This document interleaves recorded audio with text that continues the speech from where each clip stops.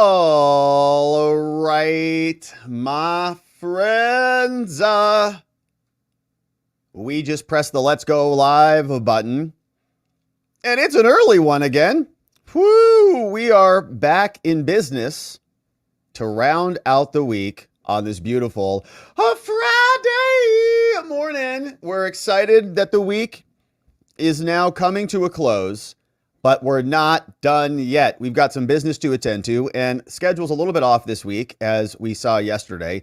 We had our show late last night. The reason being is your boys got an event yesterday and today, had one yesterday and today, and so we're here early. We've got some business to attend to. We're going to fly through some stuff today. Of course, we had the rally yesterday in New York. Many of us watched that or watched some clips of it. If you missed it, Trump was in the Bronx yesterday. AOC, very unhappy about that, did not want him there. We've got Kathy Hochul, reaction from her. CNN had people outside of the rally, so I've got some clips from them. They are very concerned that a little bit more turnout than some people were expected. Not so good for the Democrats there in New York. So AOC's doing her, crying thing again. So we'll see what's going on with that. We've got this clip from Trump. I don't know if you've seen this one, but Trump is talking about who might be on his team. Any idea who that could possibly be? There's a bunch of names out there. One name in particular we've had some concern about, and it starts with an N. And it ends with an I. If you use her new name. If you use her old name, it starts with an N and ends with an A, I think. It's Nikki. Trump saying, well, bygones be bygones. She's going to be on the team. Oh, no. All right. So we'll talk about that. Trump also called into a radio show, WABC in New York. And I think he mentioned in this, we'll see if we can find the actual clip of it. But he was talking that the Democrats also want Joe Biden to have a seat during the first debate because he can't stand for 2 hours or talk. So we'll see if we can find that clip. We'll parse through the WABC clip and see what's inside there. There's also a news story, and this came out from Fox News and from America First Legal, that there's an Obama-era program that kept the original classified documents that were fighting over and battling in Florida. So in other words, they didn't need to go raid the president's residence. Have we said that here before? The president's residence? Oh, it's beautiful. So they didn't need to do that to go and recapture all of the documents. Remember, they were saying this was necessary to make sure we have full archives, so we're not missing any paperwork. We don't want any library books out of order in our federal government, like their bookkeeping is so good. So they said, we have to go get this material back. Now we know, maybe they already had the originals in the first place, and there's a bunch of copies that they're fighting over here. So we'll go through that. We also then have that, and that comes from America First Legal. We've got James Comey. He's out making the rounds. Of course, I think he's got a book or something coming out. So we'll see what James Comey, you remember him, same guy who covered up for Hillary Clinton, is out. And then we've got this Ohio situation and Joe Biden. So for our membos, we've been doing membo streams talking about the 2024 election. We spent a lot of time on that for our membos, but we've been focusing on Ohio this week, talking about this ballot problem. And essentially, there are timelines. You have to have a nominee that's announced before a certain timeline, or else Ohio says you're not on the ballot. And they had some special exceptions for basically everybody else. I think we went through the list. It was Trump, Obama, Clinton, like every other president. I'm like, oh, okay. So they got exemptions from this rule so that they didn't have to disclose it, so that they could get on the ballot anyways. Well, for whatever reason in Ohio, that's not happening now. And there was no real likelihood that they were going to solve this thing because there was no legislative solution that was in place. The Democrats were getting ready, or were suing to try to reverse that. And then now the governor, who is a Republican of Ohio, came out and he just called for a special session to force the legislature back in to get something done on this. And we're all scratching our heads here. It's like, do you think the Democrats would do that for the Republicans? No. In fact, they go the opposite route. You have the secretaries of state like Shenna Bellows and Crazy Eyes Griswold, who's out there talking about removing Trump from the ballots if they could help it, because he's an insurrectionist based on their own definition. So we've got those stories coming up, my friends. It's a beautiful day. We're glad that you're with us. I hope your week was outstanding. It's Friday, and hopefully you're looking back at your email inbox, basically zero, to-do list, checked off every one. That stack of mail on your desk over there, basically gone. just finish it. It'll feel much better when it's done, because we've got some business to get into and we're excited to do it. And so let's just start with the big one. Donald Trump had a rally in New York, and the left very unhappy about this. Hochul, AOC calling the Trumpers clowns and so on. But it was a good turnout. You can see this is raising some eyebrows. Trump posted this on True Social. Says, I was thrilled to be back in the city I grew up in, the city I spent my life in, the city I helped build, and the city we all love. Thank you. And meanwhile, we know Tish and Engeron and Mercon and the rest of them are trying to tear the city down, trying to literally steal his buildings that he helped to build. And so this was the nice photo. You can see we're always talking about turnout and numbers, and the media says there's like 17 people there. Okay, stop it, MAGA. You guys are being ridiculous. Stop over exaggerating.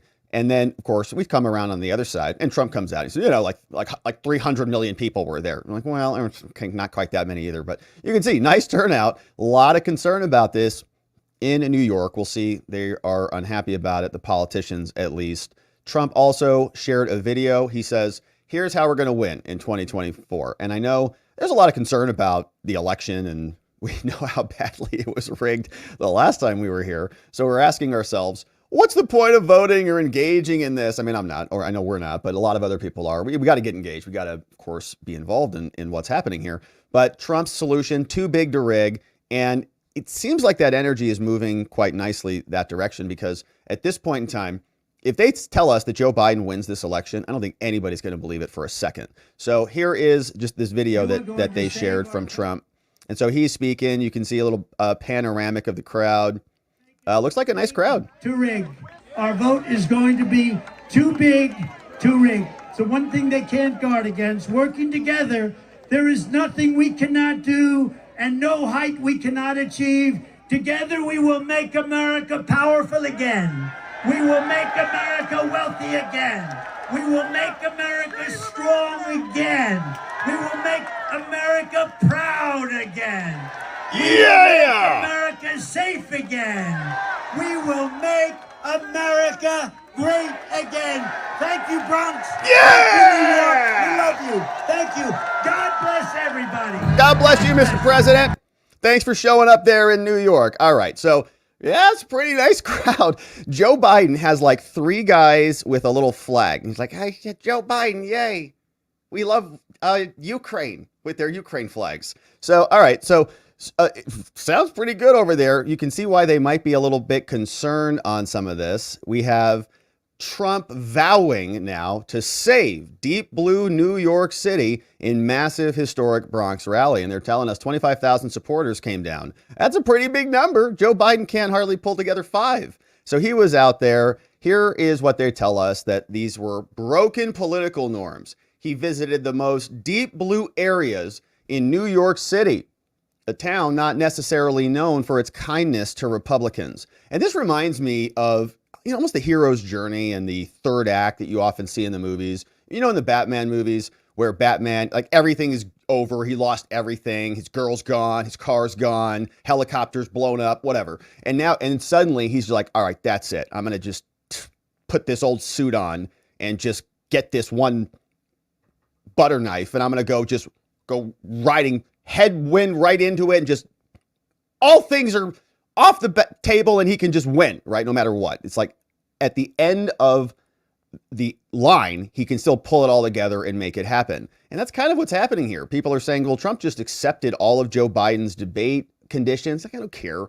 Whatever. He can give him a stool, give him a pillow. We don't care, right? Whatever he wants. We'll come in and debate. We'll go into the deep blue state, New York City, whatever.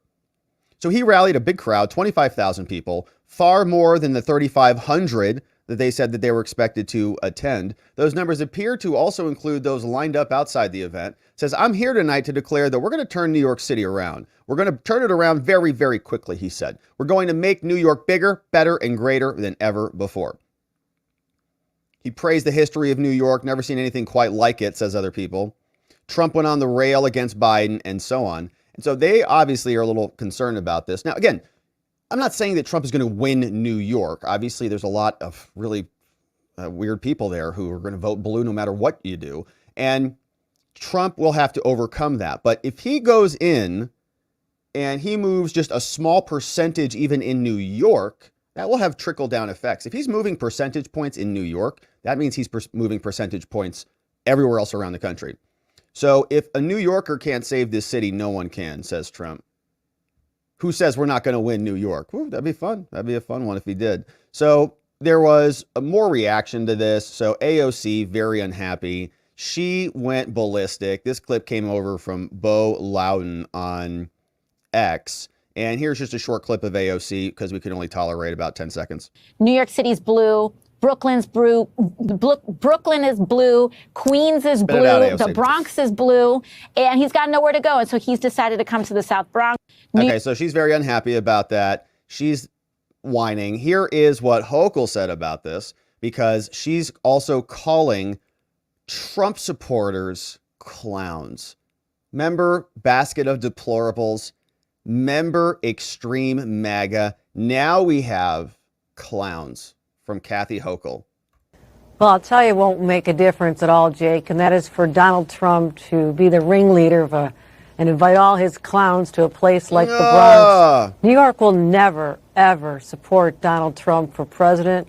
We know him better than anyone, and that means we understand what he's all about is just for himself. So this state will go solidly behind Joe Biden for president, as it has in the past. So he wants to spend his time doing these made-up fake rallies and pretending their support here. Be my guest, because while you're doing that, Donald Trump, Joe Biden's out there on the other side, making sure he's delivering for all Americans. And so go ahead, spend all your time you want in New York, because we'll be with Joe Biden. Where? And Joe Biden's out there winning over the rest of the battleground states. No, he's not. Actually, no, he's not. They're very concerned about that. We'll talk about that in the next segment. But Joe's having a tough time, and so it felt like a lot of cope there. You want to come in here? I don't care. I don't care. I didn't want to go to your party anyways. All her friends are at the Trump rally. She's like, hey, do you want to go to dinner with me? They're like, no, are you nuts? Trump's in town. Get your MAGA hat. Let's go. So she's very upset about it. And of course, the rest of New York is as well. Here is, or some others in New York, maybe not as many in New York as we thought. Here was CNN. CNN's a little concerned about this. This came over from the Daily Caller. So they shared this. They said, CNN said, you know, the rally was a little bit larger than Joe Biden would like, and Donald Trump is kind of doing a good job campaigning. The CNN correspondent here is called Kristen Holmes. She credited Trump as being on message. Turnout's much bigger than they expected. Here is what the soundbite sounds like. Front where Trump is holding his rally. Kristen, a place that a few years ago you never would have thought you'd be standing at a Trump rally. There you are right now. What is turnout like? Well, I would tell you, Aaron, turnout is certainly much larger than the Biden campaign would like, given that this is one of the bluest counties in the entire country. But of course, as you said, this is coming as Donald Trump is making a play for minority voters, particularly black men and Latino men. That is something that we know that Donald Trump, one, sees some opportunity with, but also, two, as you showed in that recent polling, there's some movement there, and they really believe they can siphon off these minority voters from Democratic groups. Now, the other part of this that's been really interesting is Donald Trump himself saying that he believes New York is in play. Now, I will obviously tell you that 2016 he said the same thing, 2020 he said the same thing. Both times he lost the state by roughly 20 points or more. But Donald Trump is here for two reasons. One, we know that he's courting minority voters. Two, he had to be here, or at least his team thought he had to be here. He was supposed to be in court today. They thought he was going to be in court through the end of the week. Obviously, that wrapped on Tuesday, and they had planned this rally for several months in advance, trying to go to various communities, areas in New York to keep him somewhat on the campaign trail, somewhat surrounded by people who would be cheering for him while he was in court all day long. But I will say he's been... Yeah, they're very disappointed that he's not in court. Why isn't he in court right now? What's up, Judge Muammar Khan? Remember, the government was supposed to have him in trial for about another 2 weeks. They were going to bring out Droopy Karen McDougal out and other witnesses. And then suddenly they realized they have no case. Michael Cohen admitted he lied. Michael Cohen admitted he stole, and on. Their case was falling apart at the seams. So they are now a little concerned. You know, he's maneuvering that energy into new locations like a judo master. Here is the rest of this clip. Remarkably on message here, talking about things that do matter to New York voters, talking about helping with infrastructure, helping with jobs. And I talked to a number of people in the Bronx today before we even got into the rally. And then the really response to him being here was mixed. We had people saying he should get out, that he doesn't belong here. But we also had people saying that they voted for Biden in 2020 and they were looking for an alternative. Many of them citing the economy, saying they felt like times were too hard and they were looking at seriously voting for Donald Trump. Aaron? Right on. All right, okay. Kristen. So they had a little bit of an audio problem there. I think she should have raised her volume up and dropped the rally volume, but it's nice to hear Trump in the background and them acknowledging this is having some impact. Biden people not liking the fact that it was so filled, so much energy. It has the 2016 feel. If you were paying attention in 2016, there's good energy in the air again. And of course, you can understand why that is concerning to them. So here was another clip. Trump called in to WABC, which is in New York. And so let's listen to some of this to see what they got into. Well, my message is we have to make it better. We have to heal it. It's never been like this. And you have hundreds of thousands of migrants taking up your schools and taking up your hospitals and your parks. And it's never been like this. I could say the same for other cities, but New York got hit harder and you have bigger numbers. And it's costing a fortune and the taxpayers are paying for it from New York. And it's a catastrophe. And I think it's really time for New York to go Republican. We're going to rebuild the state. We're going to rebuild the city. And we're going to spend the money that's necessary. We're going to make it great again. And we're going to have to get the illegals out of New York because no place can sustain it. No place. Do you really think there's a chance that New York, blue state, could be in play this election season? Well, I do. If we can have an honest election and if we can let the facts out, and that's what we're doing on Thursday. We're starting with a really good rally. And it's being very interesting. This hasn't been done in a long time, but it'll be very interesting. And we're doing some other big things that you and John know about. And I think it's going to be in play. Why wouldn't it be? He's failed. Biden has failed to deliver. He's failed at everything he's done. He's the worst president in the history of our country by far. Jimmy Carter is brilliant by comparison. I mean, his administration, Jimmy Carter, would be a brilliant administration by comparison to Biden. Biden is the worst president we've ever had. Not a thing he's done has been right, if you think about it. Mr. President, our city, our state. All right, so we've got, that's reaction from Trump, and rally's now done. We have, in addition to that, some unification within the party. Earlier this week, we had Nikki Haley come out and say she's on the Trump train. Welcome aboard, Nikki. Now, Trump, in reaction to that, gets asked about bringing her on the team. We're not fans of Nikki Haley here. However, I do understand the political posture and the political science behind putting her on the ticket. Now, I know he said that he's not considering her for VP, but that was when she was not on the Trump train. Now she's on the Trump train. So will this situation change? Here is Trump on Nikki Haley. A big night last night. Nikki Haley making her first public remarks since dropping out of the race. She said that Joe Biden has been a catastrophe, and she said she's voting for you. I'm sure those were welcome remarks for you, but it also left a lot of people wondering, is there room for her on your team, or better yet, your ticket? Well, I think she's going to be on our team because we have a lot of the same ideas, the same thoughts. I appreciated what she said. We had a nasty campaign. It was pretty nasty. But she's a very capable person, and I'm sure she's going to be on our team in some form. Absolutely. A big night. All right, so where's she going to end up? I don't know. But that's the clip. So Trump back in New York, and we've got some good energy. The left obviously unhappy about this. I think rightfully so. Joe Biden is not creating any energy whatsoever, and it feels like, in fact, it's going the opposite direction. So we'll see what happens in New York as Trump continues to campaign. All right, so let's jump into another story. While we're talking about Trump, let's get into this one because we've got an X thread to go through here, and this could be juicy. The classified documents case in Florida might be ruined, wrecked now that we know that there's a memo and more details about a secret Obama-era program that may have actually retained the originals of those classified documents. Remember, one of the reasons they went to raid the president's residence is because they said, we have to get documents back. Head librarian for the United States says, we're missing some books over here, and we can't have any missing books in my library, so we got to go get them back so we can fill them in, put them back on the shelf. And we thought that that was the only original copy of the book. Those are national security secrets. Trump might send those to Saudi Arabia or something. So they have to go reclaim those documents or else we're all going to die, which is what they told us ad nauseum.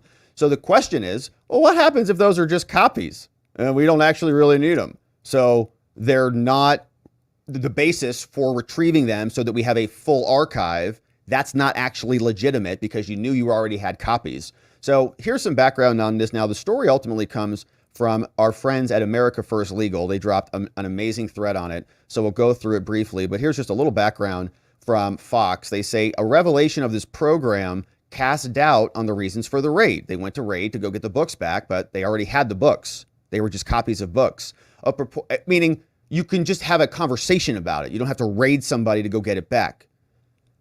A purportedly never before seen DOD memo that we'll look at from the Obama era appears to indicate the federal government already may have had original copies of the documents that they raided Trump for. America First Legal, we know them as a conservative legal group. We've talked about their work here, and we recommend you follow them everywhere. Released on Thursday, what it says is the newly unearthed memo from the Obama administration, Department of Defense, confirming the government may have already had the originals of the alleged classified documents. And there's rules about this. In fact, our doc master, Elliot, on his Substack, is doing great work on this. And if it's a copy of a copy, then it may not even be a classified document, depending on who's doing the copying and all the stuff. It's very complex. But the document is titled A Memorandum of Understanding Entered Into by Presidential Information, is from 2015, and it followed an October 2014 Russian breach of the executive office. Obama took the executive action to create the PITC, which we've talked about here, to better protect the executive branch from these types of attacks. Now, the PITC, which includes representatives from federal agencies like the DOD and DHS, effectively established that the president controls the information he receives through the network. The executive action was made public at the time. However, AFL said it obtained a never-before memo confirming the DOD had been operating and maintaining the information resources and information systems provided to the president. The memo could mean that the federal government has stored and retained a substantial amount, if not all, of Trump's classified documents. So let's jump into their thread. So this comes from America First Legal. Make sure you're following them at America First Legal on X. They say, all right, here's the background. Here are some explosive litigation docs saying we sued the DOD and we uncovered a secret Obama memo on presidential records which show that Jack Smith is subverting the law, not Trump. Jack.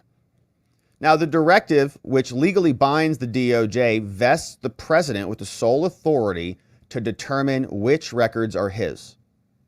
So, in other words, the National Archives doesn't get to override the president.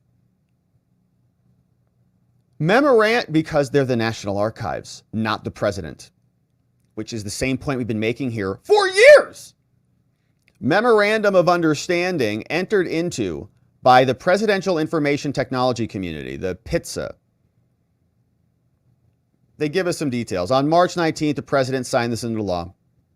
The memo is entered into by the community. The memorandum establishes a framework, necessary policies for the president. The memo incorporates all principles, and it delegates who has authority on the systems.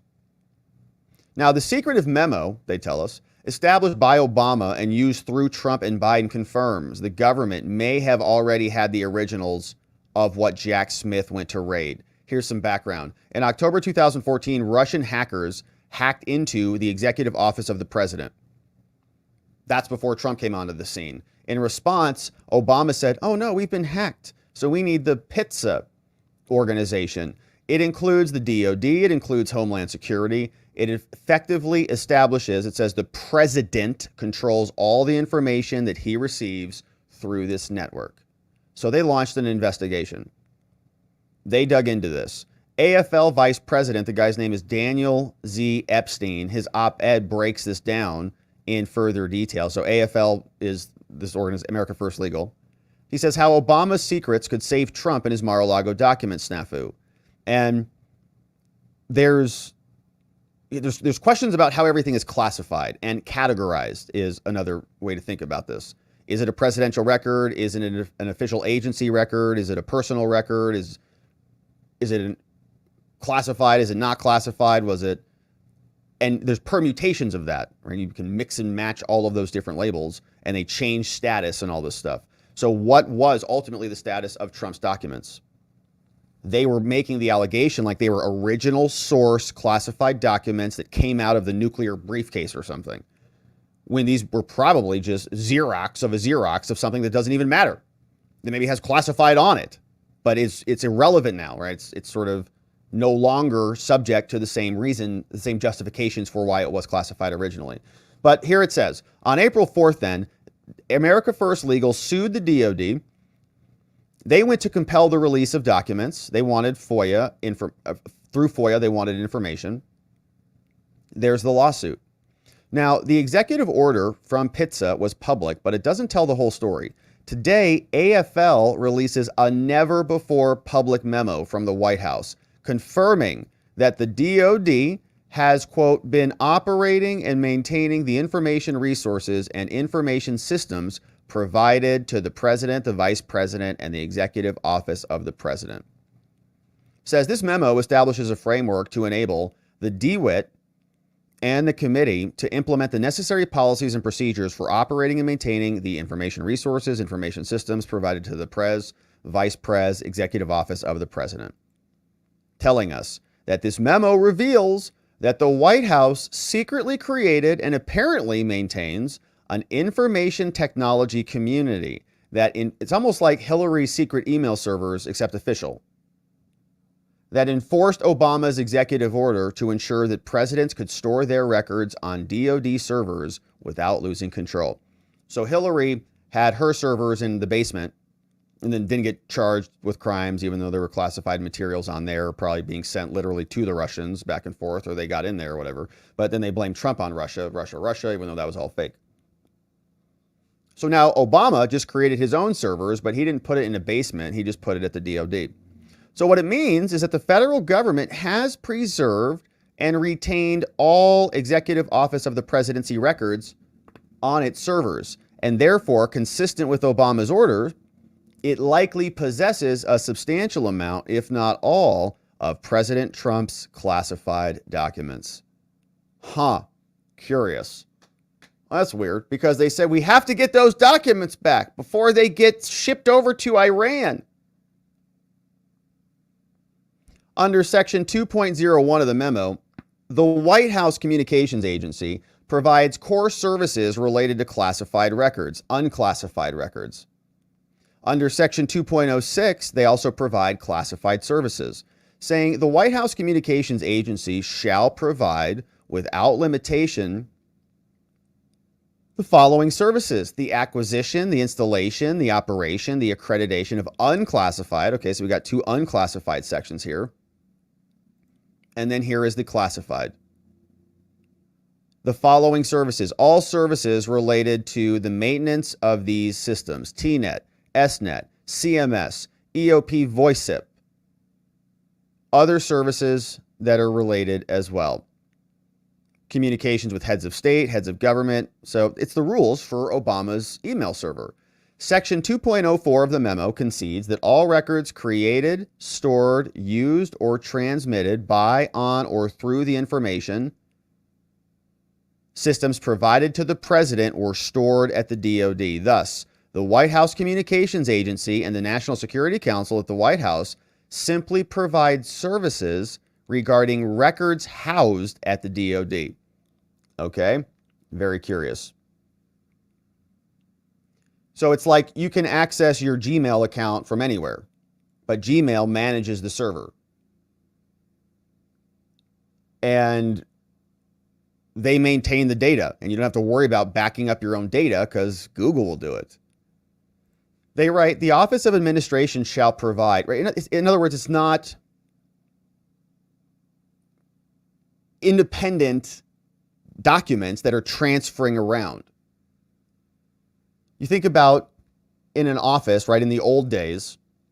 In fact, when I was even just starting practicing law, we used file folders. We used manila file folders, and there's still a lot of law firms that do this. But you had a file folder.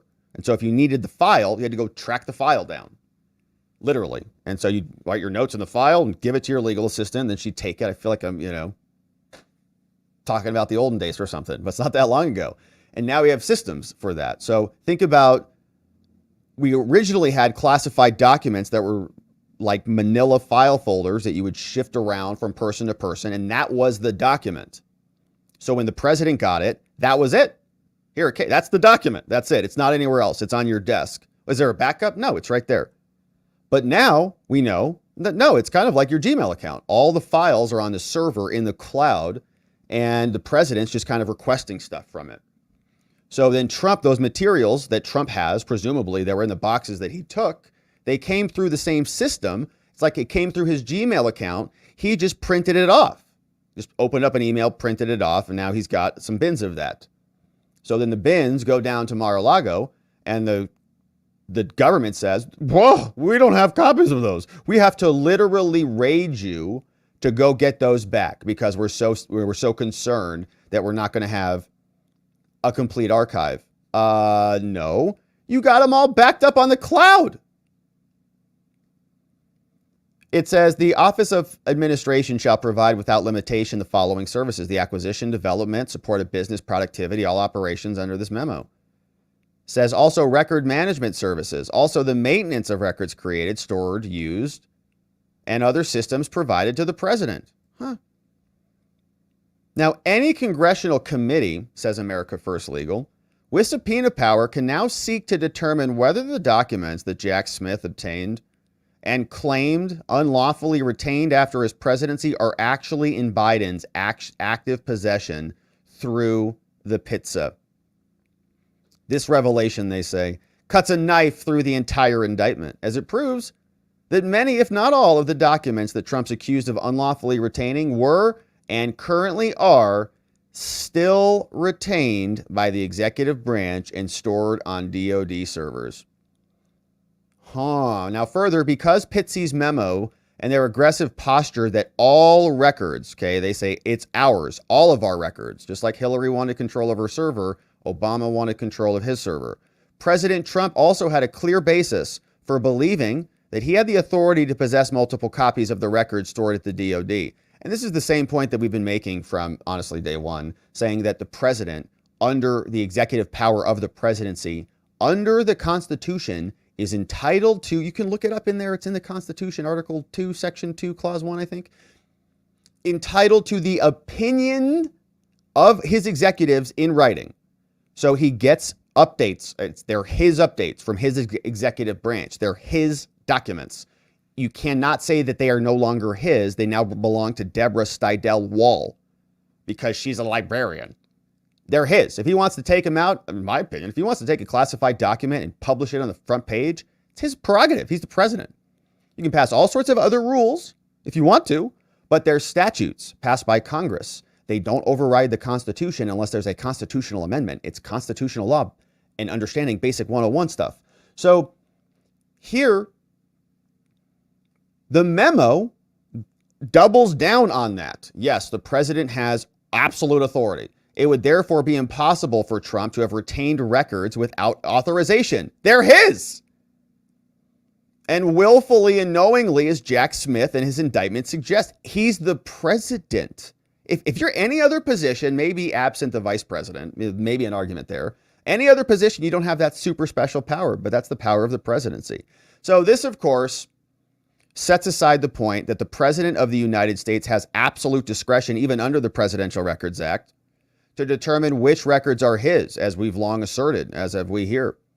Now, lastly, the secret document uncovered by AFL raises the questions of why armed agents ever raided Trump's personal residence. The special counsel should have first determined what relevant records existed on the DOD systems. And the failure to do that, as Biden administration clearly knew and enforced in Pizza, smacks of politicization and dangerous government overreach. And moreover, Pizza explains how the president controls all the records. The memo says the memo is intended to maintain the president's exclusive control of the information resources and information systems provided to the president.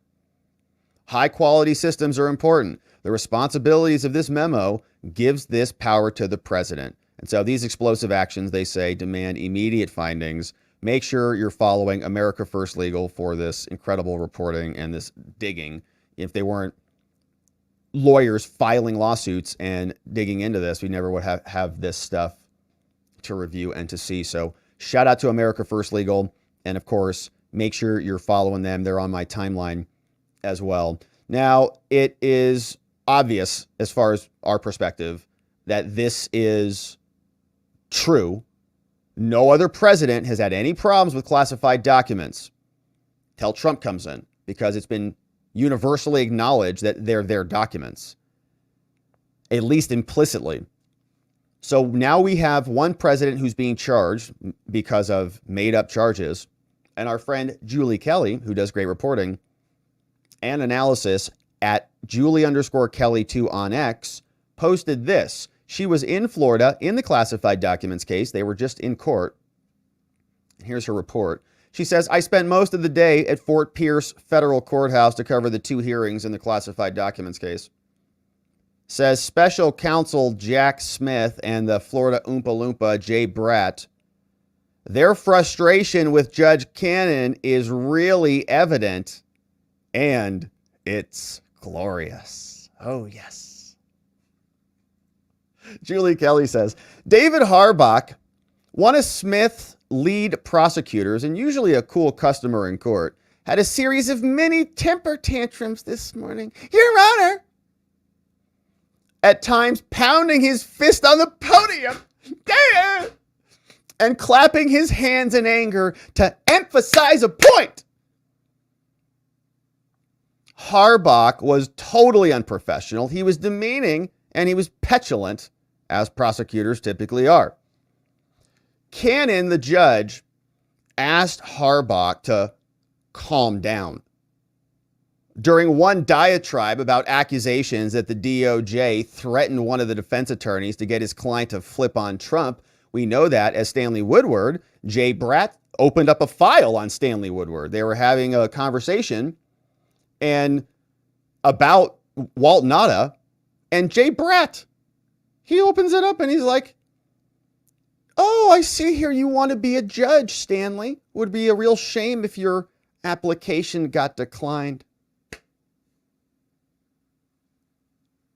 What? What are you talking about? I'm here. He's like, I didn't think you were a Trump guy. Maybe you should flip on your client, get him to flip, because these prosecutors are unethical, immoral, and just the worst. I was going to say something much more volatile, but we'll keep it PG today. He kept trying to argue with her. Cannon also remains measured most of the time and is no fan of antics.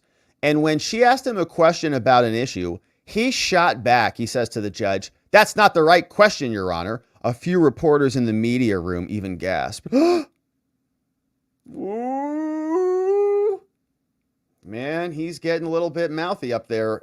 Now, Harbach is flailing because his case is imploding. He realizes it. We know how this works.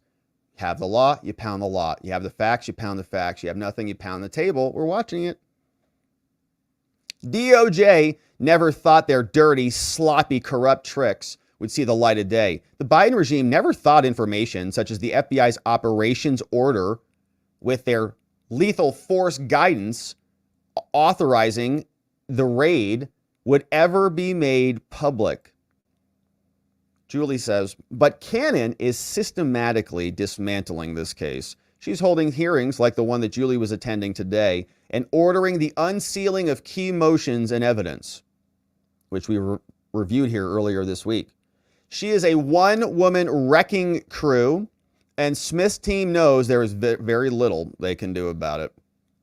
and she's nowhere near finished. Just this week, in addition to the unsealed motions posted yesterday that revealed details about the Mar-a-Lago raid, Cannon ordered the unsealing of several motions filed earlier in the case. Julie, of course, is working on a Substack post for the weekend explaining this in more detail, but suffice to say, Jack Smith's team already appears deflated and defeated. Womp, womp, womp, womp. That's Julie Kelly. We just did the old repost on that one, so she's at the top of our timeline as well. If you're following us, make sure you're following her. Great reporting. She's there in person bringing us the news. Shout out to our friend Julie Kelly on that. Now, Florida case coming apart at the seams. We've got the Fannie case, which is being appealed. We know that the Bragg case is going to the jury very soon as we have summation arguments. But what about the J6 case, the so-called election interference case? James Comey is out making the rounds, and he's talking about this. He says, I think it's a real strong case. Here's what the FBI guy said about this. Republican, yourself. No matter what party you're affiliated with, just look at the record of who's been charged with federal corruption offenses in the last few years. The Bureau is an apolitical organization, and it's good for Director Wray to defend it and express his frustration. Do you think that this is impacting morale at the FBI, these constant attacks? Oh, I know it is. I mean, I know because I talk to people there. Oh, no. Of course, when good people internalize these lies that they hear over and over again, echoed from President Trump's mouths, but from lots of other mouths, and they take it on board. They think, oh, there was a problem with the Mar-a-Lago search. There was. We reviewed it. That's dispiriting for people in the FBI because these are their neighbors. Yeah. The FBI is in every community in this country. They go to ball games, there are cookouts, and they hear this nonsense echoed back at them, and that's painful. Let me switch topics for a shame. moment. When they're raiding J6ers who were just not doing anything, even violent, for misdemeanor offenses, they're raiding J6ers for misdemeanors. Our neighbors. If you had been the Manhattan DA, you were a former top prosecutor in New York, not the Manhattan DA, but in another role, would you have brought the hush money case? I wasn't sure that I would have when I read the indictment, but now having seen the case, I'm not sure after investigating it how they wouldn't bring it. They had a much stronger case than I imagined. Is he selling a book? And they'd be taking a pass on it because of who the defendant was, and that's something you don't ever want to do as a prosecutor. But what about the fact that the feds, including the Biden DOJ, took a pass on it? And you would think that particularly when it comes to the election piece of this, that is typically something that would be tried in a federal court. Yeah, it's a good question. I don't know the answer to that. And yeah, so, well, we do. It's because it's rigged and it's politicized, James. Maybe you should have learned something at the FBI about that. I really don't know. No, there could be all kinds of reasons that I can't see internal to the Department of Justice. Yeah. What do you think is going to happen? I can't imagine. Rigged politicization. Okay, so that's James Comey over with the FBI, and their cases just continue to fall apart, one right after another. Of course, this is one more slice in the case that they're trying to bring against Trump. So we'll see where it goes. Of course, we're covering Florida. Trump's team will be happy to hear about this. We'll see if it ends up in a filing, and we'll cover that one when it drops. All right, now let's carry on. We've got one final segment on the day, then we'll hear from you, my friends. But this is what's going on in Ohio. The governor of Ohio caves, says we got to have a special session to save Joe Biden because we got to keep him on the ballot in 2024, saying if we don't act right now, there's going to be badness. What kind of country are we living in when presidents are not put on ballots? We're like, hey, governor, well, did you talk to people in Colorado? Did you talk to Crazy Eyes Griswold about her attempts to keep Trump off the ballot? Were you hemming and hawing about that back then? What about in Maine when they did the copy of the homework from Griswold and then also tried to keep Trump off the ballot? Were you complaining about that? No, you weren't. So the Ohio governor now calls for a special session. Isn't that fun? Republicans are just useless. Ohio Republican Governor Mike DeWine said on Thursday that he's calling a rare special session so that the General Assembly can pass legislation to ensure that Joe Biden's on the ballot. Now, the question of whether Biden will appear on the ballot has become entangled in a partisan legislative fight. The DNC, where Biden is formally going to be nominated, falls after Ohio's ballot deadline. So you got to tell us who the nominee is going to be by August 7th, says Ohio. And they said, well, we don't know who it's going to be because our convention is not until August 19th. That's when we'll tell you. But since Ohio changed its certification deadlines from 60 to 90 days ahead of the general, state lawmakers have been required to adjust that twice in 2012 and 2020. So they accommodated candidates of both parties, just very temporary changes. So Trump, I guess, was on the ballot in 2020. Let me see where this goes. This year, lawmakers were unable to come up with a fix by May 9th. And the secretary, LaRose, sent a letter. He says, we're up against the wall here. I've waited. I've been patient. My patience has run out. DeWine said his proclamation will allow for passing a Senate version of the bill. But some people have this called a poison pill. Now, here is what the governor said. So the governor came out and he says, look, we're running out of time. We're going to call this special session. We got to get Joe Biden on the ballot because I hate Trump. The Senate has passed several bills that would remedy this situation. However, the House of Representatives has failed to do this. The legislature had session yesterday and again failed to take any action. This is simply unacceptable. Ohio is running out of time to get Joe Biden, the sitting president of the United States, on the ballot this fall. Failing to do so is simply not acceptable. This is a ridiculous, this is an absurd situation. Therefore, man, he sounds mad. I don't know. Did he say anything about when they threw Trump off the ballot in 2 states? Tonight, pursuant to Article 3, Section 8 of the Ohio Constitution, I am calling a special session of the Ohio General Assembly to begin this coming Tuesday, May 28th. The purpose of this session will be for the General Assembly to pass legislation ensuring that both major presidential candidates will be on the Ohio ballot in November, as well as legislation that would prohibit campaign spending by foreign nationals.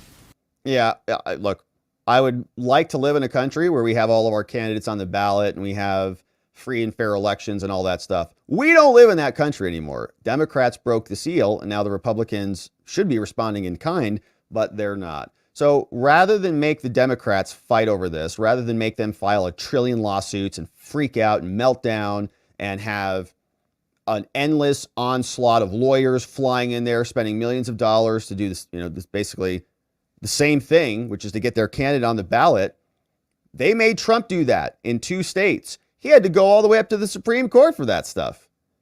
But here we have a Republican governor who just turns around. He's like, this is unacceptable. Get back in there, Republicans, and make something happen. What a joke. It's a pure blood sport from their perspective. So the Republicans better play similarly, or else there will be consequences for that because they're getting knifed in the throat by the Democrats every time. In fact, the Democrats are trying to put the nominee in jail. Frank LaRose, who, of course, is the Secretary of State in Ohio,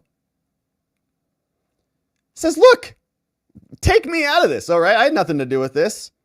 He says, I didn't schedule the Democrat Party's convention. Why did they schedule it then? They did it. The Democratic Party did. I didn't write Ohio's current ballot access law. You know who did that? Democratic legislators, okay? Not me. Ironically, both of them can fix this. Move your nomination date, or nominate him now. I also appreciate that some might find the law minor or procedural, but I don't get to decide which ones to enforce. Ballot access rules on the front end of an election are just as important as ballot counting rules on the back end. When you start bending the rules, you might as well not have them. Thank you for that one. Finally. Sheesh. We don't bend all the election rules. Oh, there's COVID, so we don't really need signatures. Oh, there's COVID, so ballot boxes are okay. Ballot harvesting's okay. We can extend the deadlines. We can just have other people sign, or collect your ballots for you constantly.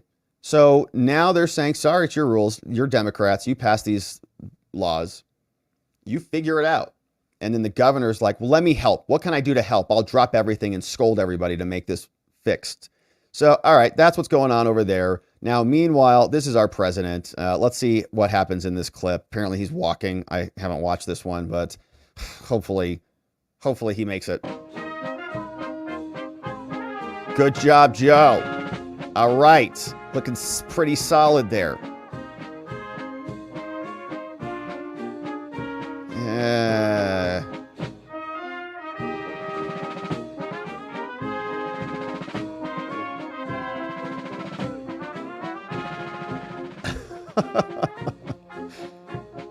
Oh, no. Oh, no.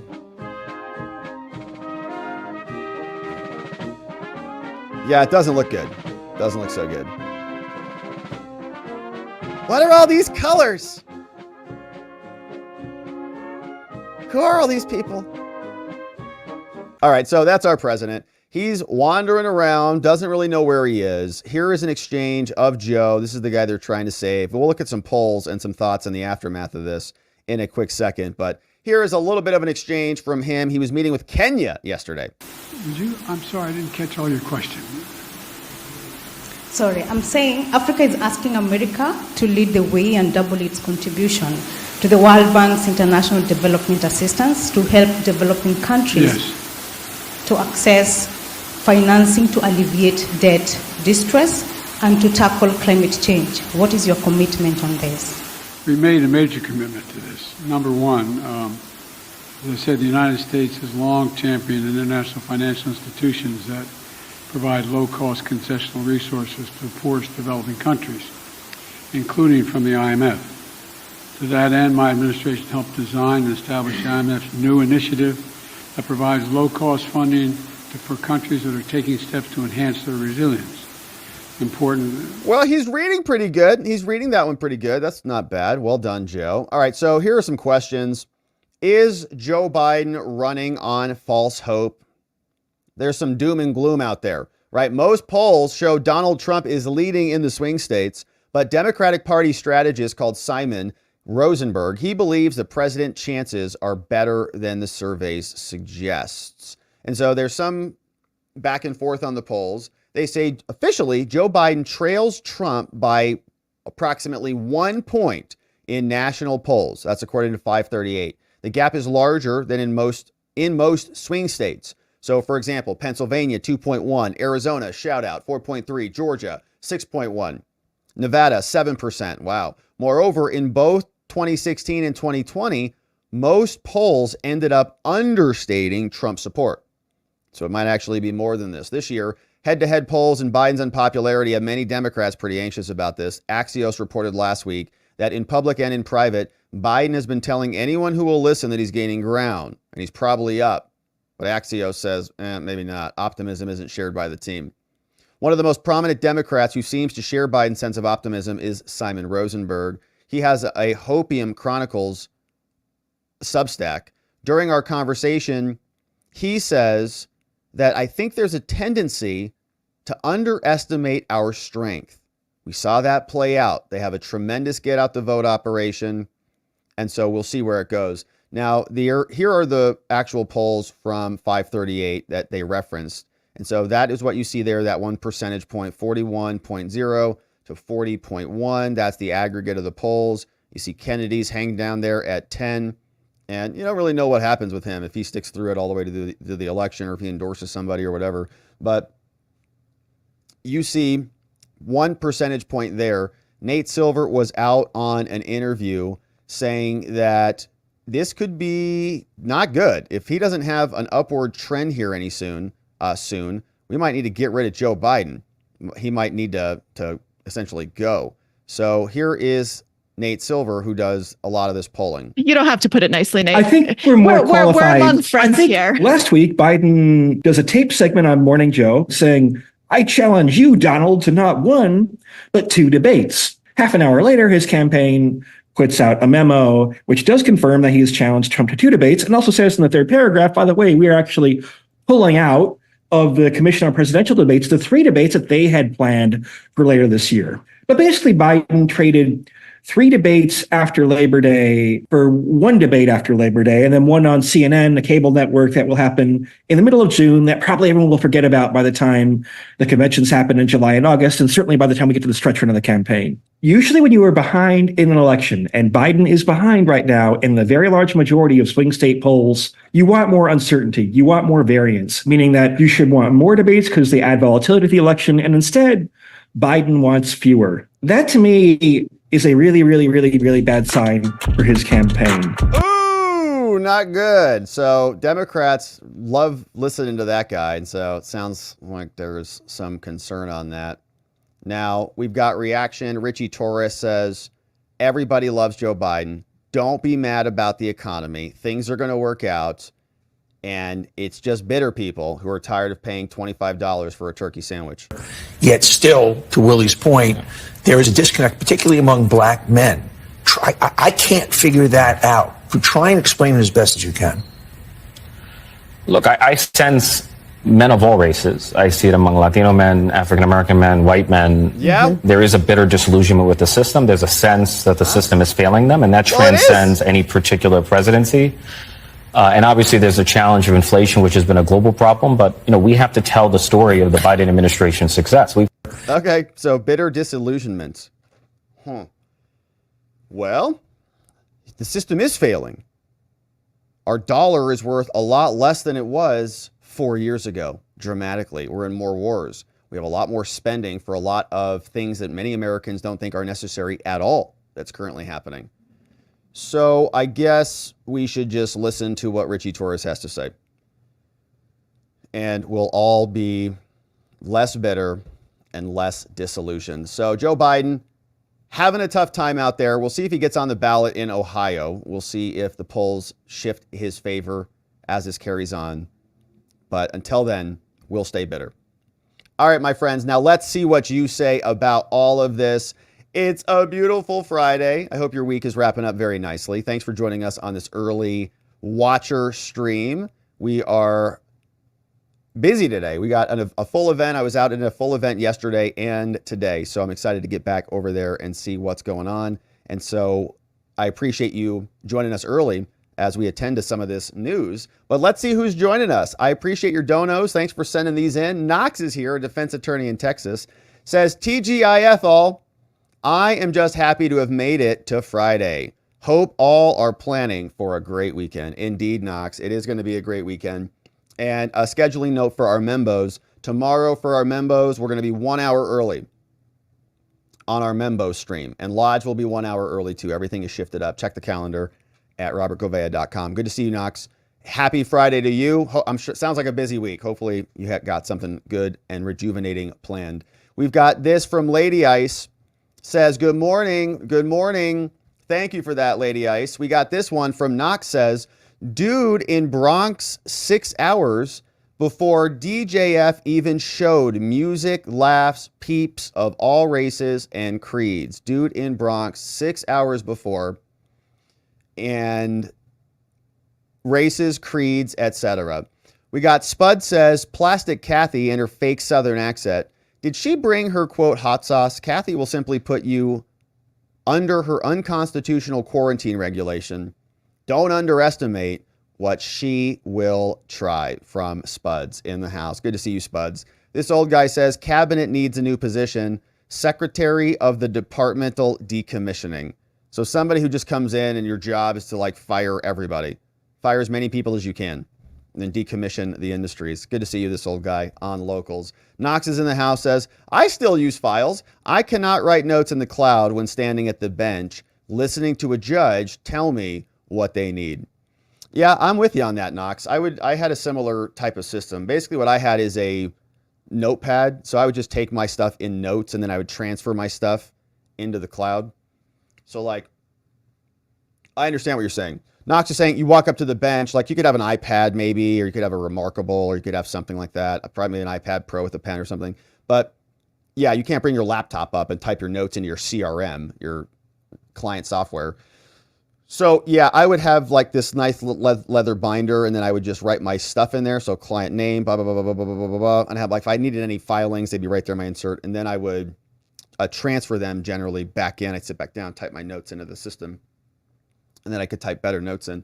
But I actually like files. Actually, files are great. I actually think that's not a bad solution at all. When you have a bigger firm, I think it starts to become a problem. So then you start looking for the file. Who's got the file? Where is the file? Like literally, it's a problem. Where is it? And you got to go from room to room to track the file down. What's up, Knox? Good to see you. Knox says 3 types of people. 1, should not argue with. 1, children. 2, the insane. And 3, a judge. Good to see you, Knox. Good advice. And this old guy says, when you switch from we're going to win to our chances of winning are pretty good, you've got some real problems. Yeah, and then it feels like they're just getting ready to get rid of Joe. He's not going to be on the ballot. Hunter doesn't have his sugar daddy anymore. They're going to give him early debates in case he falls. They'll have time to rehabilitate him and recuperate his image. So, is there a shift afoot? Who knows? Hey, what's up? Goofy for Jesus is here. Says Bronx was Trump's best speech yet. New story. Sounded like a graduation commencement speech. Great job, Robin team. Hugs and back scratches. What's up, Goofy for Jesus? Thank you for that comment. Hugs right back at you. Get over here. And yeah, so I've heard that. I did not listen to the whole thing, but I've heard a lot of reaction, even from CNN, the one we played here today. They were saying the same thing. He was on point. He was on message. And if he stays that way, will that change maybe some of the moderates, the independents, who are always, we're told, so skittish about Trump's demeanor? Okay. Jack Mack, what's up, Jack? Thank you for this very nice one. Says, our government knows very well that the physical copies of classified info at Mar-a-Lago were not the only existing copies. There are likely additional physical copies existing in multiple SCIFs and electronically on DoD systems. Yeah, I think that is probably true. I think it's probably true. And they engineered this entire thing. And we don't know exactly where it originated from, whether Matthew Colangelo was also involved in this or whether it was that same kind of cabal or entourage. But they didn't. Remember with Hillary Clinton, James Comey twisted himself into a pretzel. He changed the law from grossly negligent in his memo to extremely careless. Rather than Hillary Clinton was grossly negligent, if he types that, she's got criminal charges. He just changed it. Extremely careless. And then suddenly no charges. She had intentionally set up a surreptitious email server to communicate off the books. Trump had some boxes sitting around at Mar-a-Lago. Yeah, there were copies of stuff that was irrelevant, largely. So they knew that. They didn't need to go get their library books back. They engineered it so they could raid the president and take photos of his wife's bedroom. What's up, Voice of the People? Thank you, Jack. Hey, Voice says, happy Friday, everyone. Have fun today and enjoy the 3-day weekend. If you have 3 days off. Yeah, it's, yeah. If you only have 2 days off, then enjoy your 2-day weekend, or 1 day, only enjoy the one. It is Memorial Day weekend, so we're planning on being here for Monday, for a Monday stream. Didn't even think about that. But yeah, we're planning on it. We'll be here is the plan, unless anything changes. Hopefully there's something to talk about. I'm sure there will be. But happy Memorial Day and happy Friday, and good to see you, Voice.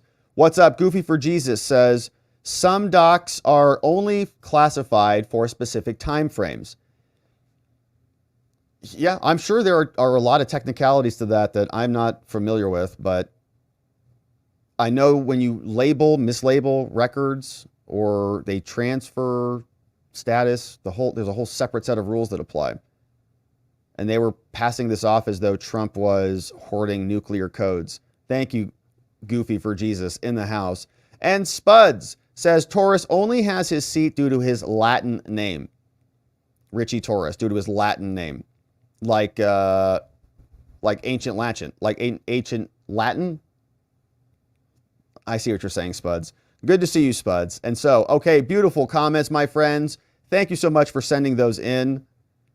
I hope your Friday is unfolding very nicely. Let's see if we have any comments on X before we wrap it up on the day. We're going to go hang out with locals for a little bit, and then we are off to an event for the rest of the day, and I will be there. Are we on X right now?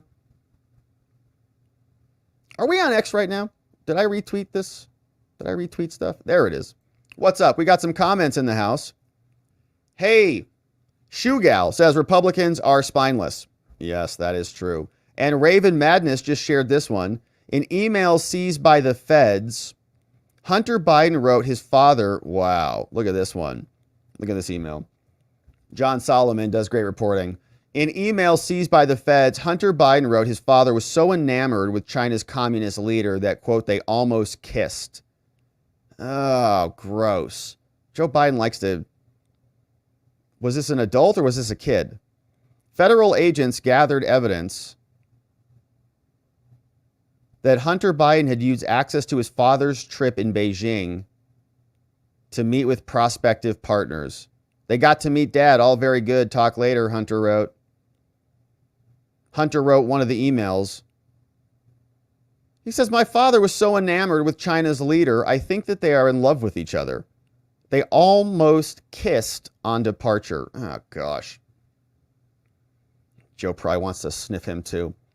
All right. And so great comments on X, my friends. It's a beautiful Friday. We are going to leave it there. Want to invite you to subscribe if you haven't already subscribed to our channel. It would be amazing if you liked this video as well before we left it there. We are going to be done for the day here, but here on this channel, we'll be back on Monday with another live stream. Of course, we'll have video clips and other things coming out, our shorts over the weekend. So thanks for sharing those with friends and family, other people who you think might be interested in joining our channel. We will be back tomorrow for our Saturday members only stream. So if you're a YouTube member or a Locals member, we'll see you there. We're going to be 1 hour earlier, 8 a.m. Pacific time, 11 Eastern tomorrow. And then we'll be at watcherlodge.com for a short 30-minute lodge update. The vertical garden came in. The vertical garden tower came in. So I've got the box. We'll open it up. We'll see what's inside. And then we'll call it a Saturday. But I do hope you enjoy the extended weekend. And we pray and remember our fallen on Memorial Day. So thank you to everybody who has served our country and everybody who knows somebody and supports those who've served our country. We are grateful to them and to you.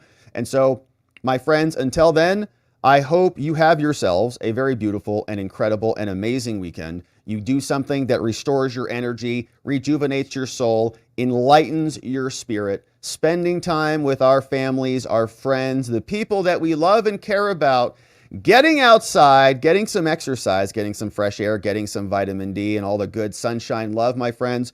We will be back here on Monday to get into it again. And to do that, we're going to need to see you right back here so that together, with your help, we can shine that big, beautiful spotlight of accountability and transparency down upon our system with the hope of finding justice. Local, stay tight. See you in a second. Make it a great weekend, my friends. See you back here on Monday. Bye-bye.